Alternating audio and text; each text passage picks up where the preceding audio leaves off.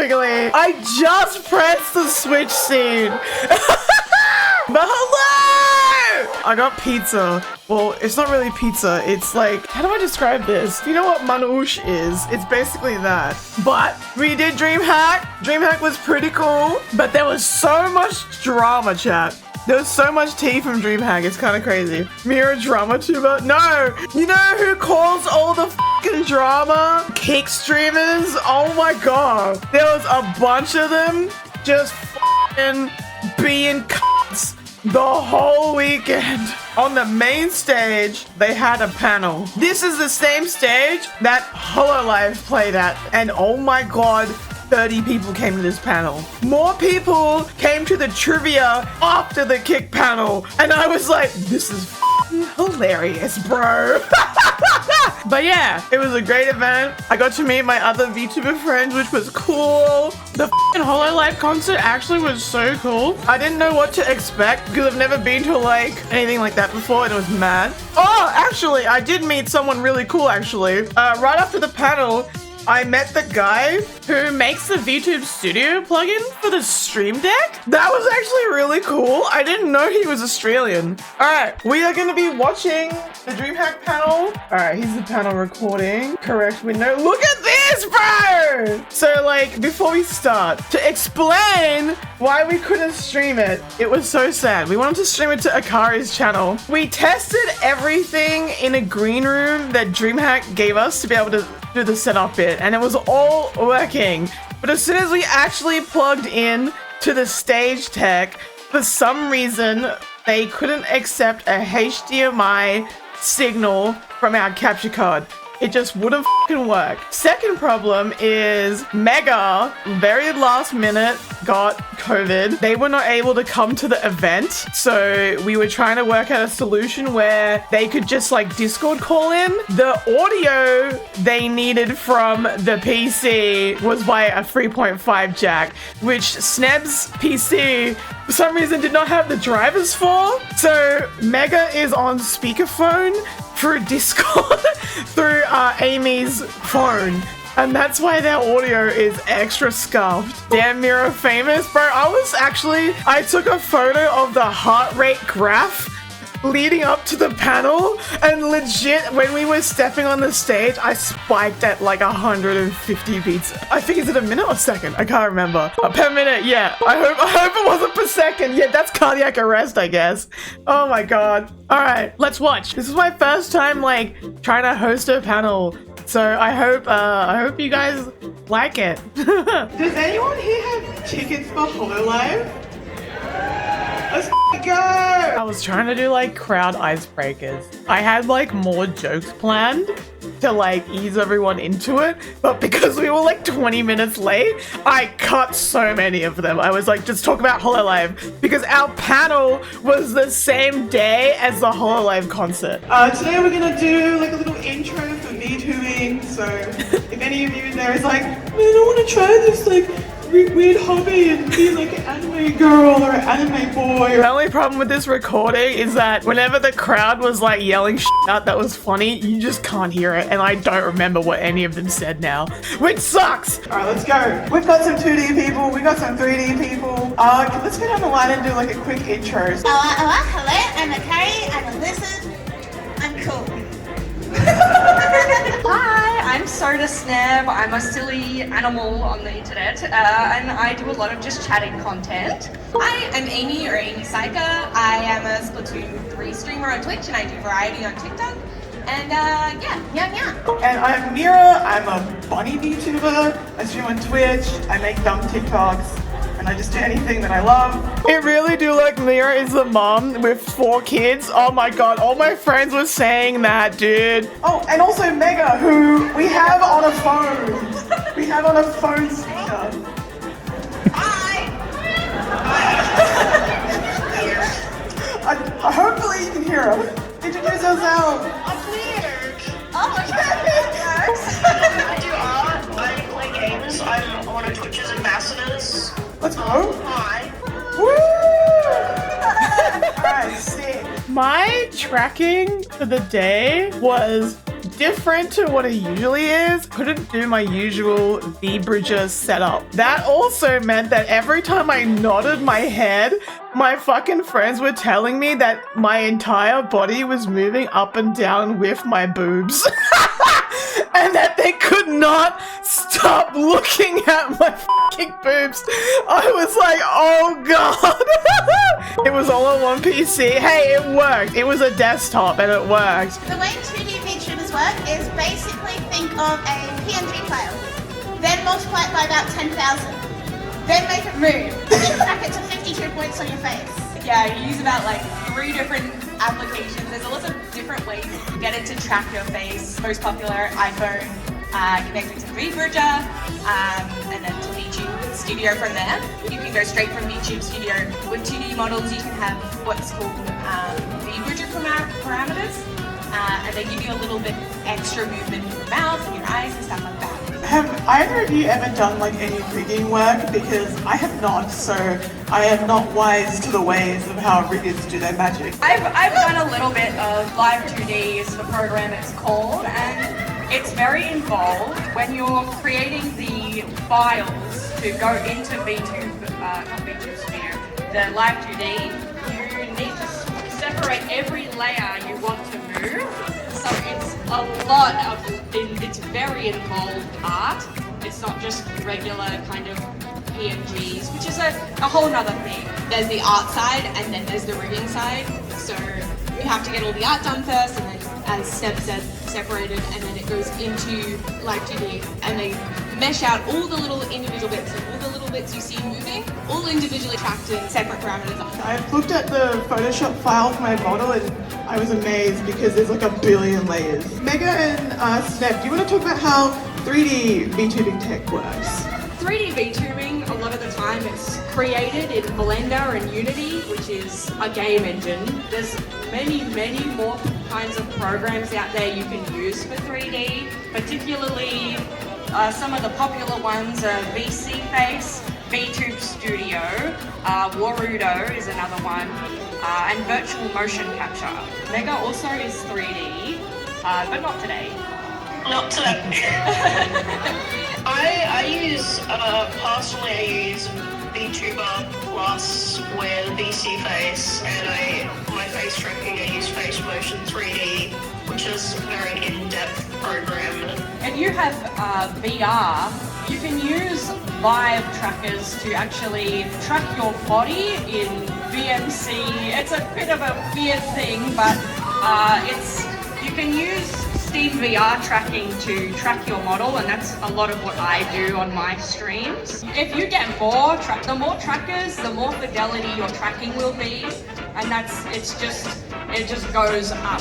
So if you have a tracker on every joint will be tracked. It interpolates a lot of the time if you don't have kind of everything on you everywhere. I just want to make a point. I, for 2 years, did PNGTubing before I got into having a full model, because it is expensive, art is expensive, rigging's expensive, VTubing in general is expensive. PNG. Look, did you see I was nodding? And my fucking boobs are going crazy, bro. Oh! And one that came to mind that actually PNGTubed for a very long time was Basil Wolf. He's just got a bigger account. That guy got to partner with the PNG, so it's definitely viable. It can be super beautiful depending on the route you go with the art. And now recently PNGTuber Plus has come out, so there's even like more of that kind of bubbly movement that you get from VTubing. And even without the expressions from your face, you can do so much with the redeems. You know, you can throw things. I used to put sticky notes with custom tents. It's actually super. I didn't know you could do that. Yeah, That's so cute. The barrier used to be so high with the cost of the art, the rigging, and now it's just like anyone can do it. It's awesome. It's so accessible now because YouTube just has so much tutorials and resources to learn it yourself. I've learned a lot of it myself. Even on the free trial of Live 2D, I rigged 3 models. Ultimately, yeah, just choose the tech you want to use, 3D, 2D, a PNG, a GIF, who even cares? You could just be like a picture you flash up, but that's all you need to start. How much like design work did you guys sit down and do yourself? I wrote like so much description for my artist, and she like brought it to life and was mad. But I'm interested to hear about what your guys' experience was. My hair design is heavily based off of a Toho character that I really, really love. So I kind of used reference design as like a base and added personal touches, made it a little bit different, and now I'm a lizard. Oh, yeah. Yeah, I designed my own. As much as having an artistic kind of background can be with VTubing, you can also commission designs and stuff. Personally, I designed my own stuff. I mean, it's a lot like just regular designing in like gaming even. I know we have a lot of people in game development around Dreamhack. A lot of the designing that could go into VTubers is a lot like game development or even animation development. Dude, I'm so into the Splatoon stuff. My character started off as a Splatoon character, so I was the classic Inkling squid with the blue hair, and then I was like, you know what? I want pink in my hair, so I added pink, and then I was like, I really like bows. I'm gonna incorporate things. So for my design, it was just really things that I enjoyed. I fucking love cardigans. Sorry, I probably shouldn't swear. I love like She's like, I probably shouldn't swear. Meanwhile, I dropped an F-bomb like 2 minutes in. Oh my god. Bunny looks like a caretaker for the children. That's what everybody was saying. Like, Meera was the mom who had brought her kids to work that day. And I was like, oh my god, this is so funny. For me, I was like, that's gonna be my design. I want it to be frilly. I want it to be feminine, and everyone says I look like Hatsune Miku, but it's wrong. It's based off a Splatoon character. But yeah, I think subconsciously I did put Hatsune Miku into my design. How about you, Meera? I really like cats, so I wanted to be a cat. My favorite color is purple. My hairstyle is just based off my like Tarot hairstyle, so I wanted to do stuff with that, and I love stars, so I incorporated a bunch of stars into like my outfit. Because with designing your character, ultimately it is how you are representing yourself. You can make it as close to you in real life as you want, or you can even branch out and have something completely different. It's like Amy with just kind of adding things you enjoy into the design and making it work like that. And just Because I was a doing it by ear. PNGTuber, it was just super cheap for me to just continually like change my design and just change little bits every time and get to where I am now. And I'm even right now I'm also cooking up a redesign. Same. What are we It's on? on the horizon. It's on the horizon. I'm like, yes, I like my current model, and then the gears in your brain start turning. You're like, but what? But what if I was in a spacesuit? Yeah. I made the design myself, but I commissioned all the art and everything for it. Yeah, same. I designed everything myself, and then I did a turnaround like you would see in, like I was saying with regular game design. You get a turnaround and you can take it to a 3D artist and have it made. So that's what I did as well, because I don't know how to 3D model. People with actual talent, bro. Meanwhile, I'm like, I just have to give everyone money. A lot of VTubers out there do have their own lore. I think the only person on the panel who has lore is Akari. My lore is basically around the fact that I have absolutely shit luck. And so it's ironic because my lore is that I am a lucky dragon, except I became a shut-in and a neat, and now all the luck I have is in video games, which is strangely accurate. And we're not going to rant about gacha drops or anything like that, because that is not what we're here for. Bro, I see you on Warframe. I feel like you're pretty lucky. Oi! There's a shocking overlap with VTubers and playing Warframe. It's a bit suspicious, yeah. Yeah. I don't know what that is. I think a lot of my characters' quirks come from things that happen in my stream and bits that get carried on, and it kind of just develops the story of my character. So it's kind of a build along the road sense. Yeah, the fact that I don't have any lore has become a meme in my chat, and they have started to write me lore, and then when I'm like, hey, maybe I'll put out official lore, they scream at me for retconning it. And I'm like, it was never real, stop! It's just a joke. Okay, nice. I also love that everybody on this fucking panel has a mic, and yet I'm still the loudest motherfucker on this freaking video.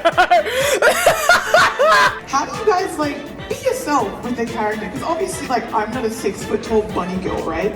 and you're not like an angel, or are you a devil? Sorry, Akari.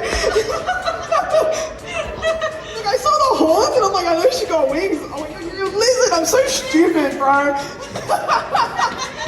To be fair, I'm not actually a lizard. That's just what my community decided. Oh, fair enough. So how do you guys like bring out your personality? Like how did you guys get confidence just to go, fuck it, we ball? I mean, me personally, it can be pretty daunting to be in front of a crowd, which is kind of ironic. It's really interesting what a VTuber model can do because you can really embrace yourself without the idea that people are gonna like judge you. Like they can direct their judgment to your character. When you go offline, you can, you know, you're not that now when you leave. So it's kind of, that's how it is kind Also, of for me at least. IRL's banner was like, I took a picture of the crowd. Give a degree of because he was like, legit, there was so many people and also people like standing around to watch it too, which was kind of wild to me. I did not expect that many people to show up to this. It's crazy. Separation from content creation and then my real normal Wait, life. look, there Yeah, you're are not going down to the, people your local Coles and Someone will be like, hang on a minute. Hang on, who are you? Nah. I also think VTubing just gives an element of freedom. The things I can do with my model, redeem-wise, you know, people can chuck stuff at me. I can put on different costumes, little different hats. I can focus more on my personality coming through rather than just stressing about my appearance on a face cam. That's so true, yeah, bro. that's such a huge Because I'm- factor for me. Yeah. Like I'm out here streaming in my pajamas every time. Yeah, if I ain't got pajamas on, like I bed rot 24/7. Yeah.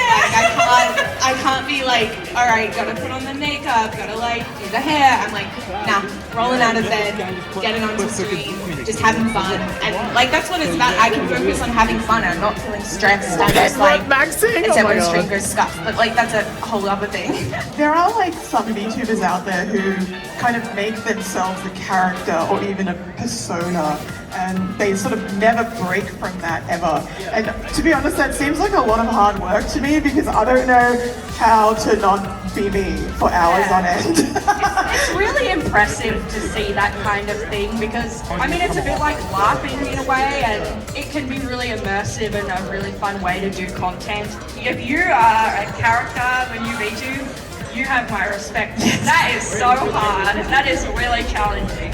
VTubing stuff can be a little bit more technical because unlike, you know, sitting down and just plugging in the, you know, webcam, you have to sort of work on like, well, I have my iPhone, it's going to run my tracking, or, you know, if you're a 3D VTuber, you're going to hook up all your other trackers. There's a lot of junk I have in my room. Think about today when we started the panel. It took Oh, bro. 20 minutes to get everything working. Yeah, we're like super late. We tested it all and then we came down here and it just was like, no, we're not gonna work. Yeah. Kill issue. Get good. Oh, there was so many tech problems, but it's okay. We did it anyway. People liked it. Maybe we can like run down the line and just talk about like some of the hardware that we use to like run our stream or like whatever content we're making. I had a pretty bad computer when I started streaming, and I immediately realized that was a giant skill issue. The hardware is really demanding. I don't know if you've ever maxed out your PC playing a game. Then add all the tracking and all the software, and it can be like up to 3 extra programs. It's a lot. Make sure your computer isn't going to explode if you want to If practice. it starts sounding like an airplane, please take caution. Yeah, I know some people, like I've tried to get around that by just building like the biggest machine I can do. I bought like a fucking i9 1200K, fucking hell. And it still sometimes lags, so now I'm like, well, do I need to just have a dual PC set up? Like far out, I'm gonna learn how to do that. The answer is yes. Honestly, I have no idea how my PC does it. It's not by any means top of the line, and here we are running all these models on it, and Doing a good job. I feel so sorry for my baby. For me, I built my first ever PC because I used to stream off like a really old Alienware that ran Windows 7 and it blue screened on me. So it pushed me to finally build my first PC, which was scary. And then over the last like 3 3 years. I just like slowly upgraded, got some more RAM. In terms of VTubing, like iPhone is definitely the best, but it doesn't, you don't have to use an iPhone, you can use webcam, you can use Android now. Like the technology is constantly improving. I got really miffed because I bought an iPhone just to do this, and then 8 months later they were like, "Oh, we can do it on Android now." Yeah. Well, that was a $600 waste. What they can do with the Androids now. Yeah. It used to be you had to have an iPhone Mission failed. to do it We'll with get the them next AR time. kit, because it was just like, oh. But yeah, now it's pretty simple with just even webcams can work quite well. So it's really accessible now. I have a dual PC setup personally, so I have my model and OBS, everything run on one computer, all my games run on the other computer, so I don't really have many tech issues anymore, but when I started I used to have a lot of... You just have to experiment and work out what works and what doesn't, and sometimes it'll work one day and it won't the next. Yeah. That's just streaming. It really does be like, I'm always so scared when there's an update for OBS. I'm like, oh no! Which plugin's gonna break today? I think we can do a couple Q&A questions from the audience before we wrap up and get thrown out. What are your thoughts on pre-debut VTubers versus just jumping in straight into it? We fucking misheard the guy's question. So he was asking, what do you think about pre-debut VTubers? And that's what I heard. But I thought I had heard it wrong because everybody else heard pre-done VTubers, as in pre-made models. And he didn't like correct us or anything. So he just like let it slide, but we've totally like fucked that up. I think it's completely fine. I think it's a great way to get into it and practice and look what you want to do, see if this is what you want to do, because you don't want to, it's like streaming in general. You don't want to jump in and buy all the best gear and then realize 3 months down the line, oh, I actually don't enjoy streaming and you've wasted all that money. I love pre-made models. I've watched like so many people that have pre-made models. I love them. It's such a good way to get into VTubing. Also on that note, adoptables. If you're like stuck and like, I don't know how to make a design, I don't know where to start, adoptables are also a really great resource. VGen, great artist marketplace. Thank you for the question. I hope we answered it. Can we get the next? We did not answer their fucking question. Oh my god! How do you get involved with charities considering you display yourselves this way during streaming? Getting involved with charities, you don't have to be any kind of specific person at all. I think it's great that even anyone can work with charities. It's kind of hard to answer because I kind of just wing it. Yeah, I think reaching out as well, like there's tons of places, you see what other streamers are doing as well, and you go, oh, I really want to do that, how do you get involved? And it's just my my analogy of like the last month has been throw as much spaghetti as you need, and like if it sticks, and that's just what you gotta do. Particularly, I love to work with Tiltify. It's so accessible and it can really make it so easy for anyone to get into doing charity work. Finding a cause that you're actually really passionate about makes sense, because you don't want to do like 10 charity streams in a month, because then your audience will just get annoyed at you. Because like, oh, I thought you were really passionate about blah blah, and now you're telling me about this other thing. I think finding something that you really want to actually help. With being a VTuber, how do you prevent like accidentally turning on a webcam or something? Don't plug it in. No. Fuck me! This is so... I'm laughing in hindsight at my such a snap answer. This person's like, how do I not show my webcam? And I'm like, don't plug it in. Oh god. I feel bad now. Oh god. Oh shit. Oh my god.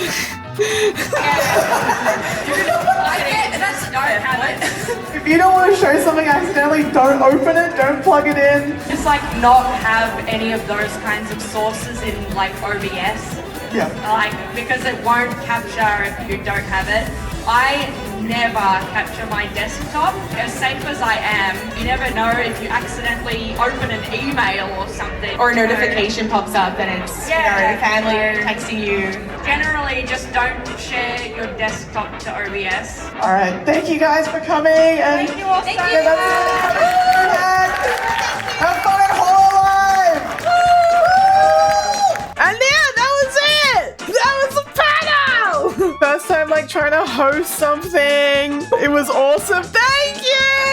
And like, I hope I can like do more stuff like that at events. We have a lot of lessons learned. This time I think the main issue why we ran into a lot of problems is I think we over-engineered a lot of the tech stuff. Whereas I'm like, you know what, next time, let's do a simple solution. Let's just like, if we want to try and stream it, let's just put a phone on a tripod and just do it that way. And if that works, then next time engineer a better solution. How do you even make a panel? I imagine there was an application process.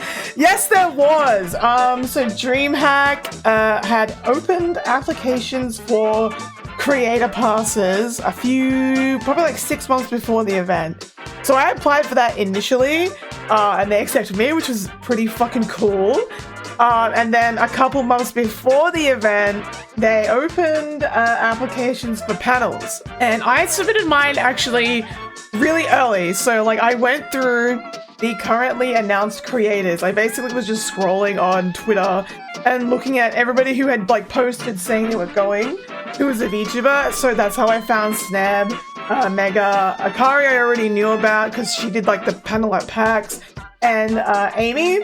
And I reached out to all of them and asked them if they would be interested. I showed them my idea. They were like, hell yeah. And then once that was there, I had everybody who wanted to be a part of it. I put in my I sent them like a full outline of the panel idea, kind of like almost like a presentation topics that you would give at school. I almost did that. It was kind of really competitive because like this year Dreamhack had 600 official creators. So panel space and trying to like do anything at the convention was quite competitive. Like Dreamhack also had streaming booths, they also had podcast space, they also had stuff happening on the main stage. So trying to get a slot at any of those things was quite competitive.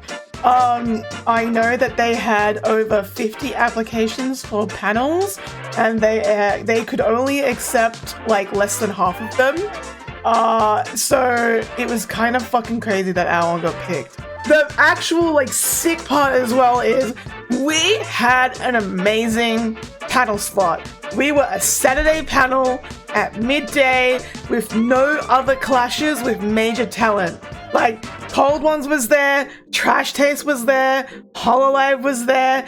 No one else really huge was on at the same time as our panel. It was kind of insane. I know everyone did a good job, but you actually deserve— oh, thank God! Oh my God. Oh, Jesus Christ. It's a meme, but it was actually mom helping the kids. Oh, thank you, Kroll. That's really nice to hear. Yeah, we were the only panel there about VTubing, and I haven't applied for a panel at PAX yet, but already the group that I did Dreamhack with is like, so we're gonna apply for PAX, right? And I'm like, guys, we just finished this one, and I'm so tired. Give me a week. But yeah, sure, let's apply for PAX. PAX has like 20 panel rooms. Dreamhack has only one stage. So yeah, it was kind of crazy that one stage and we got a premium spot. Yeah, it was amazing. I reached out to their like talent liaison person after and was like, thank you so much. Thank you for letting VTubers be a part of the event. That was like really nice. The other thing that was super helpful is the Dreamhack staff. There was this guy, his name was Lucas. He was doing the panel stage shit. Actual fucking go. He was so helpful. He got us crew to help us set up the curtains and everything and all of like the structures to put the banner and stuff on.